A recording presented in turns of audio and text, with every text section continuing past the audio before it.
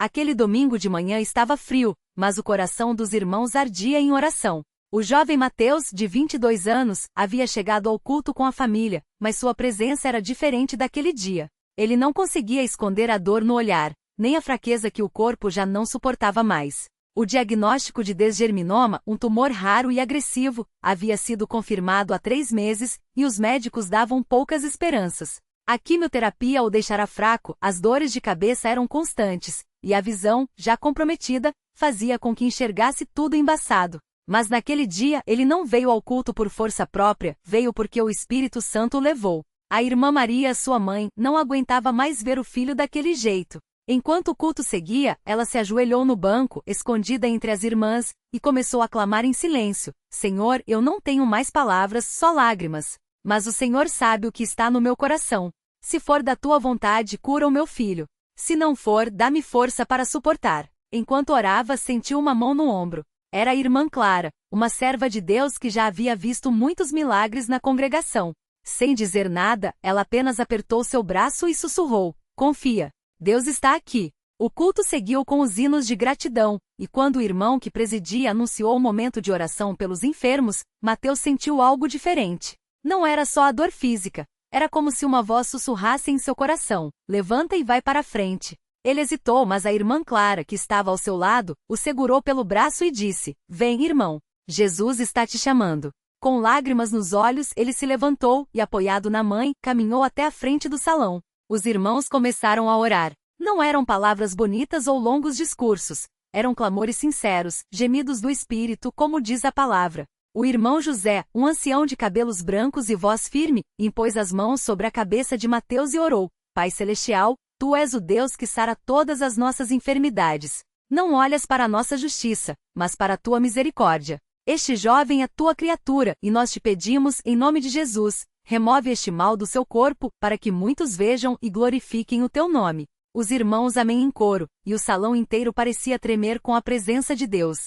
Mateus sentiu um calor intenso percorrer seu corpo, como se uma corrente elétrica o atravessasse. As dores de cabeça que o atormentavam há semanas sumiram de repente. Ele abriu os olhos surpreso, e percebeu que conseguia enxergar com clareza, algo que não acontecia desde o início do tratamento. A visão, antes turva, agora estava nítida. Ele tentou se levantar sozinho e, para espanto de todos, conseguiu. A mãe caiu de joelhos, chorando e louvando a Deus. As irmãs ao redor começaram a glorificar o nome do Senhor, e o culto virou uma grande festa de gratidão. Mas o milagre não parou ali. Na segunda-feira seguinte, Mateus foi ao hospital para mais um exame de rotina. O médico que já o acompanhava há meses, olhou as novas imagens com incredulidade.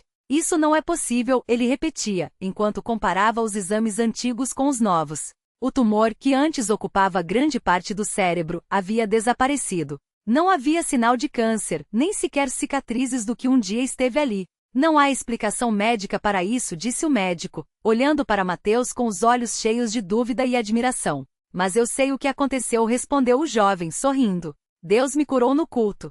A notícia se espalhou pela congregação como fogo. Irmãos que antes duvidavam da fé de Mateus agora o procuravam para ouvir o testemunho. Alguns que estavam afastados voltaram aos cultos.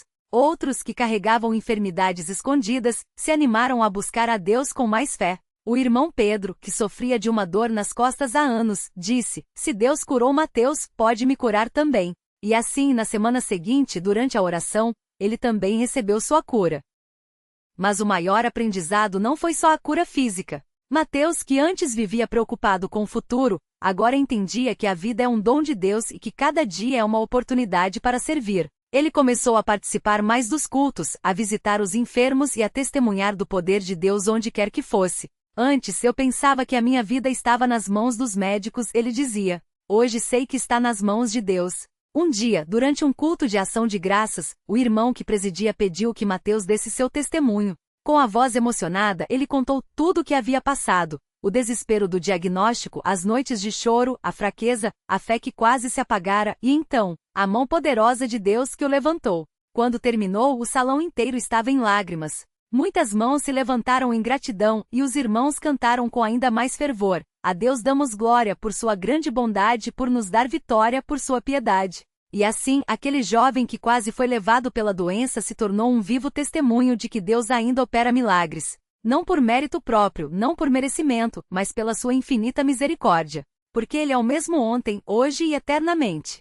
E quando o seu povo se reúne em verdadeiro clamor, Ele ouve, Ele age, Ele cura. Que este testemunho fortaleça a fé de muitos, para que em meio às provas, possamos dizer como Jó: Ele sabe o caminho que tomo, e se me provar, sairei como ouro. E que como Mateus possamos experimentar o poder de Deus em nossas vidas, não só na cura do corpo, mas na transformação da alma. Que Deus seja louvado por mais esta vitória. Amém.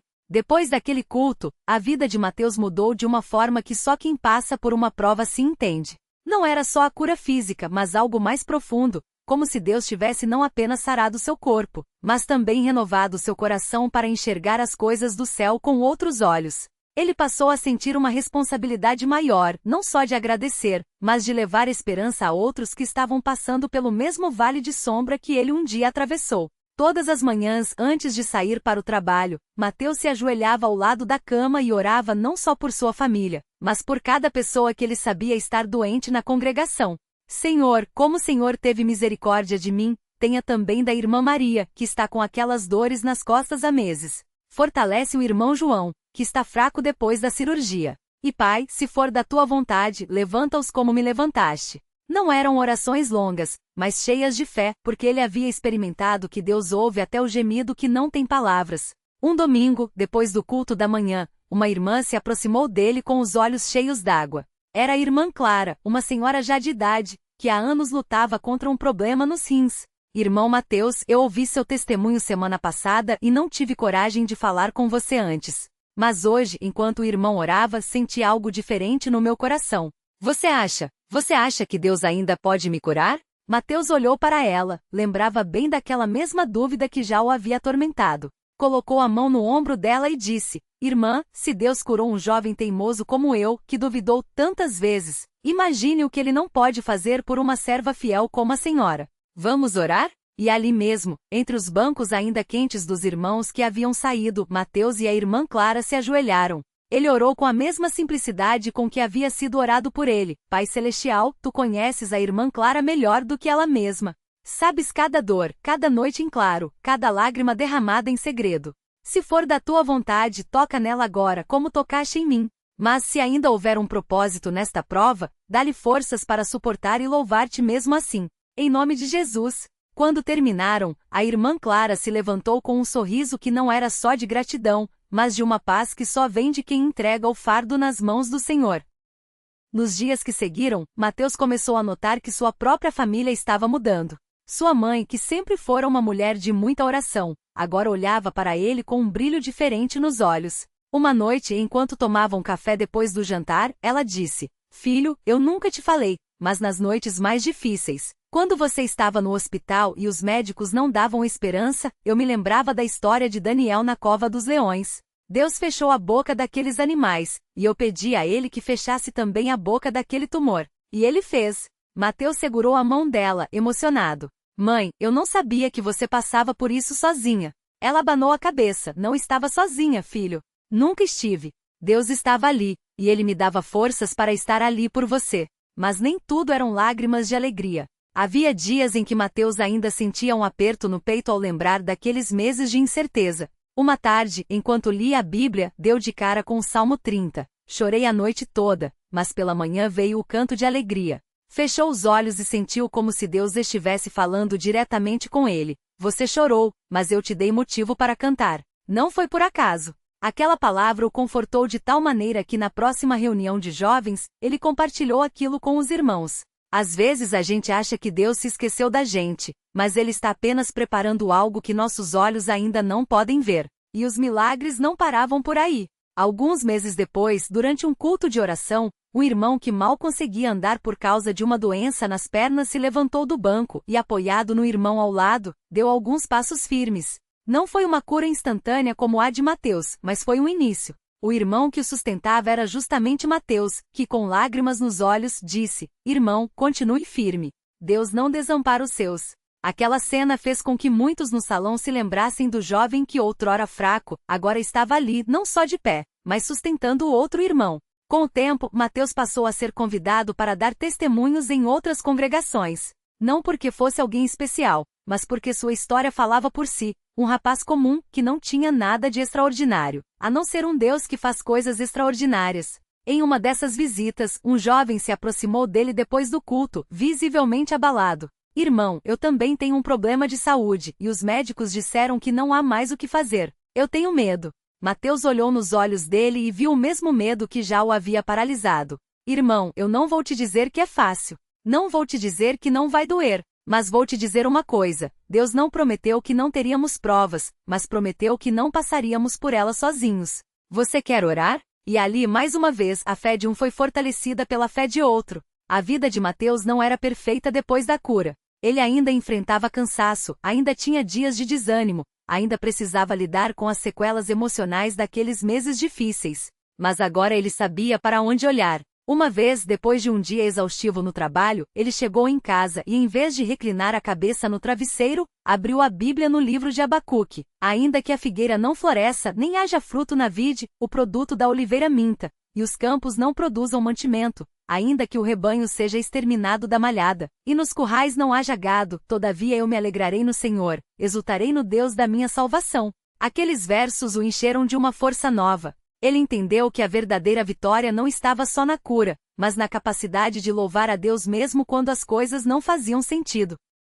E assim Mateus continuou sua jornada, não como um herói, mas como um servo. Um servo que a cada manhã agradecia por mais um dia de vida. Que a cada culto cantava com mais fervor porque sabia o preço daqueles hinos. Que a cada oração se ajoelhava com a certeza de que estava falando com um pai que ouve, que vê, que age. E que a cada testemunho que dava, via o poder de Deus se manifestar não só em sua vida, mas na vida daqueles que, como ele, precisavam de um milagre. Porque no final das contas a história de Mateus não era sobre um tumor que desapareceu, mas sobre um Deus que nunca desiste dos seus. Um Deus que, mesmo quando nós duvidamos, permanece fiel. Um Deus que, quando seus filhos clamam, não vira o rosto, mas estende a mão. E isso, irmãos, é motivo para nunca parar de louvar. Amém. Mateus não imaginava que sua história ainda renderia tantos frutos. Depois que deu seu testemunho pela primeira vez, muitos irmãos se aproximaram dele, não só para abraçá-lo, mas para pedir que orasse por eles. Alguns tinham doenças, outros lutavam com angústias que pareciam sem solução. Ele, que antes se sentia tão fraco, agora via que Deus o usava como um vaso. Não porque ele fosse especial, mas porque o Senhor queria mostrar que a mesma fé que operou nele poderia operar em qualquer um que confiasse. Uma irmã chamada Ana, que há anos sofria com dores nas costas e já tinha feito de tudo sem melhora, pediu que ele orasse por ela. Mateus colocou as mãos sobre a cabeça dela e, com a mesma simplicidade com que havia sido orado, disse: Senhor, tu que saraste a mim, sara também a nossa irmã. Não olhe para nós, mas para a tua misericórdia. Ana sentiu algo quente percorrer suas costas naquele instante. No culto seguinte, ela se levantou e deu glória a Deus, porque as dores haviam desaparecido. Não foi um milagre barulhento, não houve espetáculo, mas foi real. E isso bastava. Outro irmão, chamava-se João, estava desempregado há quase um ano. A cada domingo ele chegava ao culto com o rosto marcado pela preocupação, mas nunca deixava de vir. Um dia depois da reunião, Mateus o chamou de lado e disse: Irmão, eu não tenho dinheiro para te dar, nem um emprego para oferecer, mas tenho algo melhor, a certeza de que Deus não te esqueceu. Eles se ajoelharam ali mesmo, no pátio da igreja, e clamaram juntos. 3 dias depois, João recebeu uma ligação de uma empresa onde havia se candidatado meses antes. O dono, que era cristão, disse que sentirá um impulso de revisar os currículos e o nome de João saltar aos seus olhos. Hoje ele é gerente daquele lugar e sempre repete: Deus não só me deu o pão, mas me ensinou a partilhar. Mateus também aprendeu que a cura não era só física. Havia irmãos que carregavam feridas na alma, mágoas de traições, perdas, palavras duras que ecoavam há anos. Ele começou a visitar alguns deles, não com sermões, mas com a presença silenciosa de quem já esteve no vale. Uma irmã chamada Clara, que havia perdido o filho em um acidente, vivia fechada em si mesma. Mateus sentava-se ao lado dela nos cultos, e às vezes, só segurar sua mão já era suficiente. Até que um dia, durante uma oração, Clara rompeu em choro e disse: Eu sinto que Deus me perdoou por não ter aceitado a vontade dele. Naquele momento, ela entendeu que a paz não era a ausência da dor, mas a presença de Deus nela. Os cultos na congregação ganharam um novo fervor. Os hinos, antes cantados com voz baixa, agora eram entoados com convicção. As orações, que às vezes soavam rotineiras, passaram a ser clamores de um povo que havia visto a mão de Deus agir. Até as crianças pareciam sentir a diferença. Um menino de 9 anos, filho de um casal que frequentava a igreja, perguntou ao pai: por que o irmão Mateus sempre sorri, mesmo quando fala de coisas difíceis? O pai, emocionado, respondeu: porque ele sabe, meu filho, que Jesus está vivo. Mateus também notou que sua própria família havia mudado. Sua mãe, que antes vivia ansiosa com qualquer dor de cabeça que ele tivesse, agora orava com mais fé. Seu pai, que era homem de poucas palavras, começou a ler a Bíblia em voz alta pela manhã, antes de sair para o trabalho. Até sua irmã mais nova, que antes reclamava de ir aos cultos, agora pedia para que ele contasse novamente como tinha sido aquele dia em que sentirá a presença de Deus tão forte. Era como se alguém estivesse me abraçando por dentro, ele repetia, e os olhos dela brilhavam. Mas nem tudo eram flores. Houve dias em que a memória da doença voltava como uma sombra. Uma vez, depois de um exame de rotina, o médico demorou a dar o resultado, e Mateus sentiu o coração acelerar. Será que voltou? Pensou. Mas então se lembrou das palavras do irmão que orara por ele: a fé não é a ausência do medo, mas a certeza de que Deus é maior. Ele respirou fundo, abriu a Bíblia e leu Salmos 23. Ainda que eu ande pelo vale da sombra da morte, não temerei mal algum, porque tu estás comigo. Quando o resultado chegou negativo, ele não pulou de alegria. Apenas agradeceu, porque já havia aprendido que a paz não dependia das circunstâncias.